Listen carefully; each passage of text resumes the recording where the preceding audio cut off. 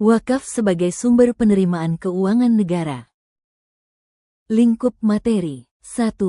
Wakaf sebagai sumber penerimaan keuangan negara. 2.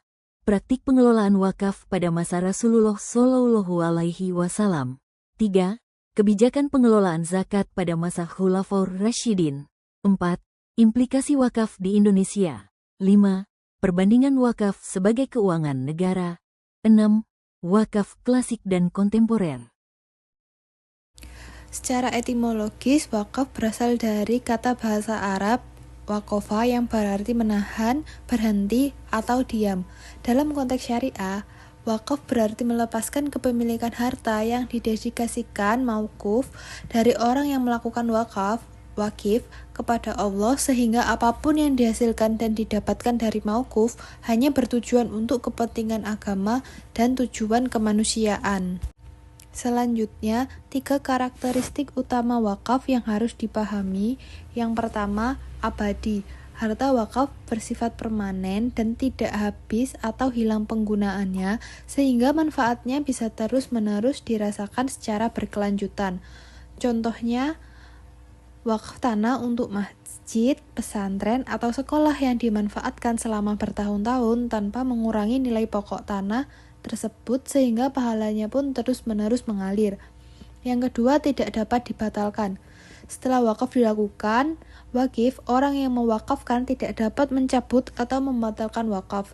Ini memberikan kepastian hukum sehingga wakaf dapat dikelola dan dimanfaatkan secara optimal tanpa resiko dikembalikan kepada wakif. Contohnya adalah wakaf bangunan sekolah atau rumah sakit yang pengelolaannya berlangsung terus-menerus tanpa kemungkinan adanya pencabutan. Yang ketiga, tidak dapat dicabut. Hak kepemilikan atas wakaf sepenuhnya diserahkan dan tidak boleh diambil kembali. Ini yang membedakan wakaf dari sumbangan biasa. Contohnya adalah wakaf sumur yang manfaat airnya dirasakan oleh banyak orang, tetapi harta pokok sumur tetap milik wakaf dan tidak bisa diambil kembali oleh pewakaf. Wakaf sebagai sumber penerimaan negara memiliki peran strategis yang dapat mendukung pembiayaan pembangunan dan mengurangi beban anggaran pemerintah. Berikut adalah poin-poin utama terkait wakaf dalam konteks penerimaan negara. Yang pertama, potensi wakaf yang besar. Yang kedua, wakaf uang sebagai instrumen keuangan. Yang ketiga, penggunaan beban anggaran negara.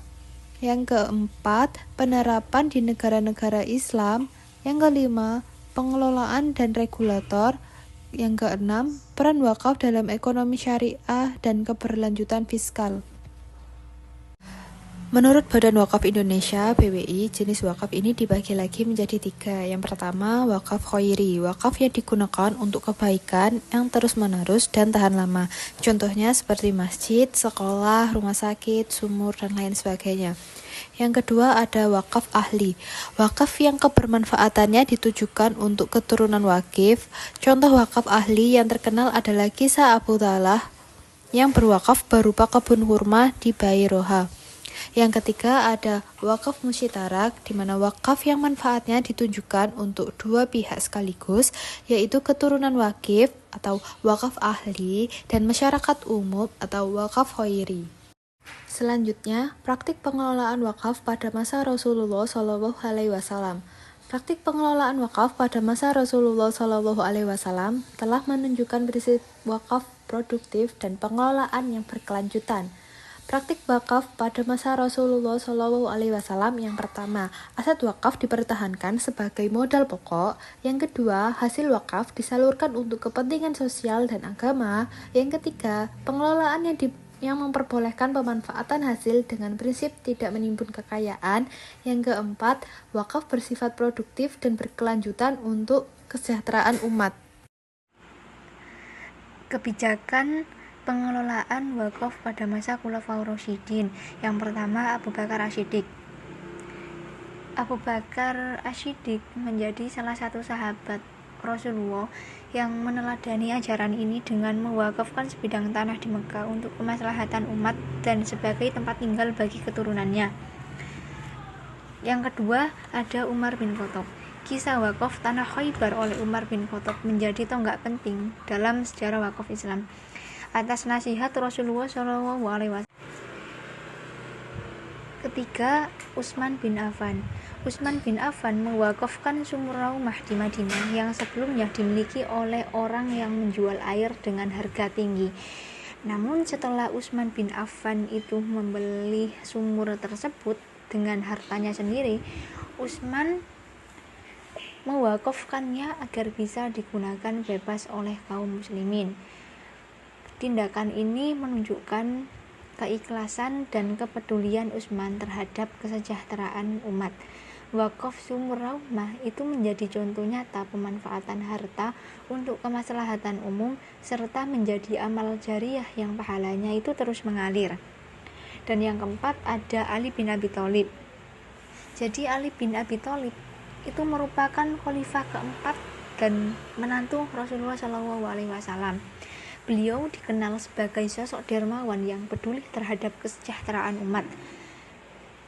Ia mewakafkan tanah subur miliknya di Yanbu dan Wadi Al-Qura agar hasilnya itu dapat dimanfaatkan masyarakat.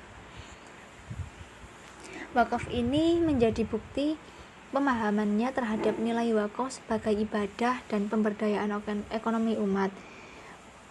Sampai saat ini wakaf tersebut itu masih memberikan manfaat, menunjukkan bahwa harta yang diwakafkan itu di jalan Allah dan akan terus membawa pahala dan keberkahan. Kemudian sikap Ali itu juga mencerminkan semangat keadilan sosial, di mana harta itu digunakan untuk kemaslahatan bersama dan menjadi investasi akhirat yang abadi.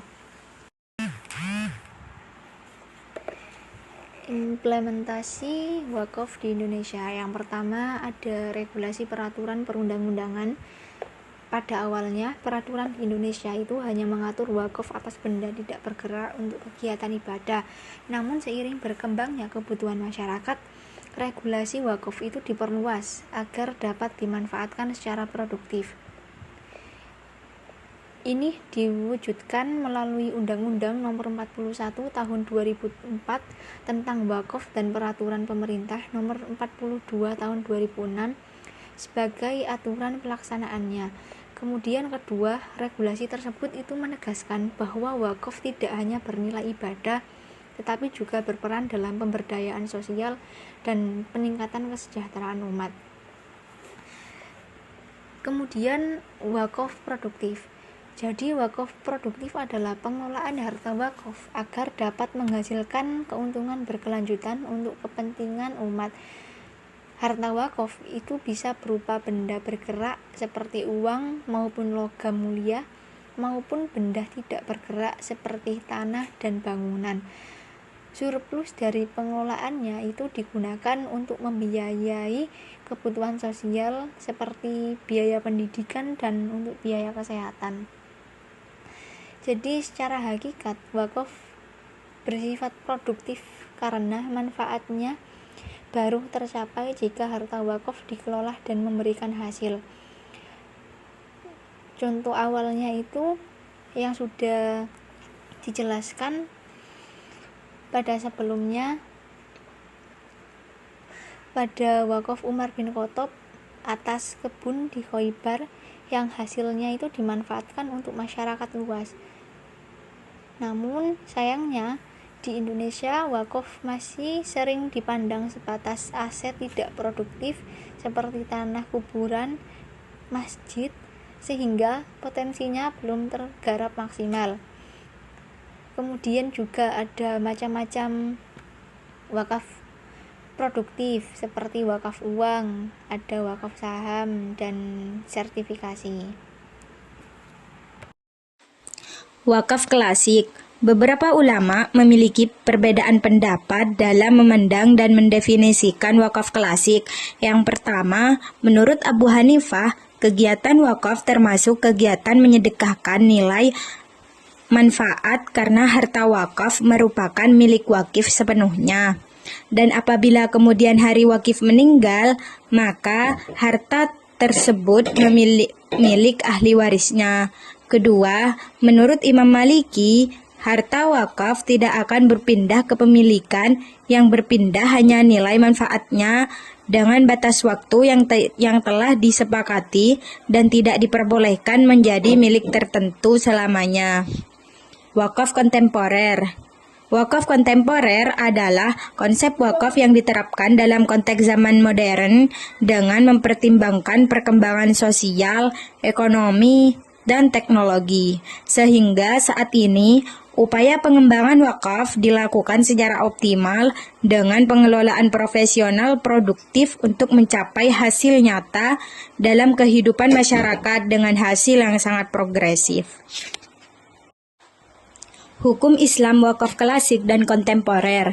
Mengenai hukum Islam yang membahas wakaf kontemporer, sebenarnya tidak jauh berbeda dengan wakaf klasik, sebagaimana tujuan utamanya adalah untuk mencapai kemaslahatan yang lebih luas bagi masyarakat.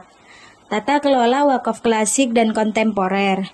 Pada tata kelola wakaf klasik menitikberatkan pada pemanfaatan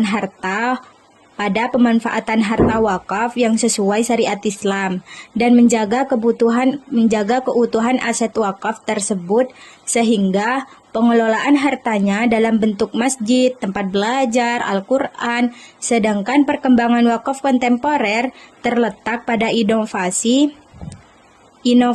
pendayagunaan aset-aset yang dikelola menggunakan dana wakaf atau diwakafkan untuk dapat memberikan manfaat dan kemaslahatan yang lebih luas. Perbandingan wakaf sebagai keuangan negara. Dalam sistem keuangan Islam, wakaf memiliki peran penting sebagai instrumen ekonomi yang berpotensi mendukung keuangan negara tanpa menyalah prinsip-prinsip syariah. Wakaf bukan hanya bentuk ibadah sosial, tetapi juga mekanisme ekonomi yang dapat memberikan kontribusi terhadap pembangunan sosial dan kesejahteraan umat. Dalam konteks keuangan negara, wakaf dapat dibandingkan dengan sumber-sumber keuangan publik lainnya seperti pajak, zakat, dan uang utang negara. Di Indonesia, potensi wakaf sangat besar karena mayoritas penduduknya beragama Islam dan banyaknya aset wakaf yang tersebar di berbagai daerah. Melalui pengelolaan wakaf produktif dan wakaf uang, dana wakaf dapat diinvestasikan untuk sektor pendidikan, kesehatan, pemberdayaan masyarakat, dan infrastruktur sosial sehingga mampu mengurangi beban keuangan negara serta mendukung kemandirian ekonomi nasional. Jadi kesimpulannya, wakaf merupakan instrumen ekonomi Islam yang memiliki fungsi sosial dan finansial dalam meningkatkan kesejahteraan umat. Sejak masa Rasulullah SAW, wakaf berperan penting dalam mendukung kegiatan keagamaan, sosial, dan pembangunan masyarakat. Prinsip utama wakaf adalah mempertahankan pokok harta dan memanfaatkan hasilnya untuk kemaslahatan umat.